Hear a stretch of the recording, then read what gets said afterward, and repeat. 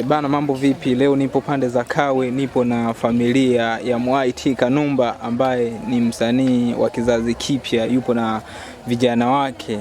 Kama tulivyoona juzi, kuna clip ambayo ilikuwa inasambaa sana ya kumhusu huyu kijana ambaye jina lake sijamjua, lakini tunategemea tutamjua hapa na tutajua vitu vingi kuhusu maisha ya huyu kijana. Tungependa tuizungumzie zaidi kazi ambayo umeifanya juzi, ambayo inamhusisha kijana mdogo kabisa ambaye ni huyu hapa.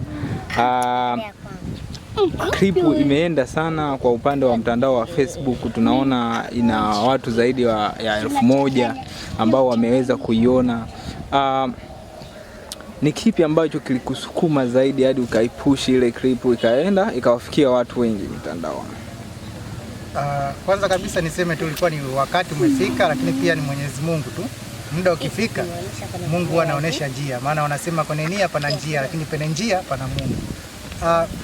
Nakumbuka ilikuwa ni juzi, leo ni siku ya 3 nadhani. Ilikuwa ni juzi usiku, nimekaa mida kama ya saa 6 usiku hivi. Nikaamua nitupie. Nimetupia ile klipu, baada ya dakika kama 20 hivi niliingia TikTok. Nimerudi Facebook nikakuta na viewers wamefika 200. Kwanza nikashtuka. Nikashtuka maana kilikuwa sio kitu cha kawaida kwetu sisi. Baada ya hapo nikatoka.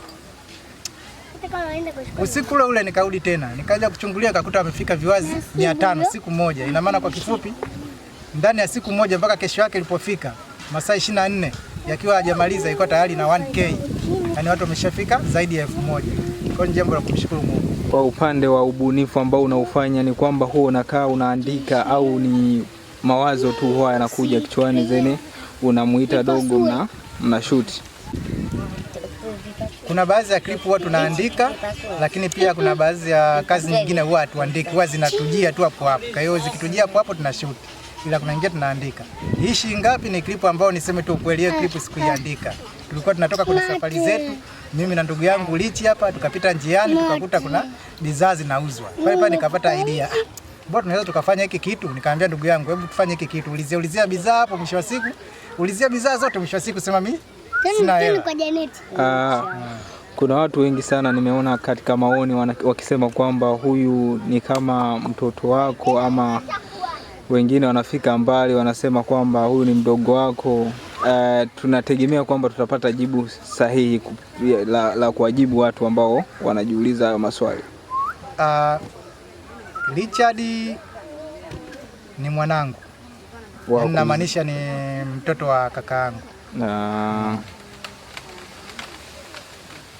Kwa upande wa hapa tunamuona pia kuna bibie.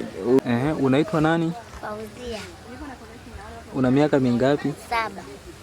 Unaishi wapi? Dar es Salaam. Sawa kabisa. Hey, njoo. Interview na kuhusu. Wewe ndio mweneishi ngapi? Njoo hapa. Pita hapa. Jamani. Huyu kijana mweneishi ngapi na mambo mengi. Anaenda kuulizia bidhaa kule. Sasa Lichi. Una miaka mingapi? 5. Unasoma darasa ngapi? La kwanza. Kwanza hiyo umenunua shilingi ngapi hiyo? Au ndio hiyo shilingi ngapi? 5000. Ni kitu gani ambacho ungepata muda kuwaelezea Watanzania kuhusu kazi ambazo mnazifanya na kitu gani wawafanyia Watanzania? Kwanza kabisa ni mshukuru Mwenyezi Mungu kwa sababu yeye ndo mtoa riziki. Anajua nani ampe kwa wakati gani na wakati sahihi. Lakini pia ni washukuru Watanzania wote. Niwashukuru sana, klipu imeenda mjini. Mungu awabariki sana, lakini muendelee kutusapoti zaidi na zaidi, zitakuja klipu nyingi zaidi hata ya hii shilingi ngapi. Lakini kwa sasa tuendelee kuisapoti hii shilingi ngapi na kijana wetu wote wawili hapa. Wana klipu nyingi sana. Niombe Watanzania wote mtufuatilie. Tuna ndoto za kufika mbali na sisi tuweze kuwa kama watu wengine. Kwa upande wa mitandao ya kijamii unasema kwamba wakusapoti. Kwa upande wa mitandao ya kijamii pengine wakutafute kwa majina yapi?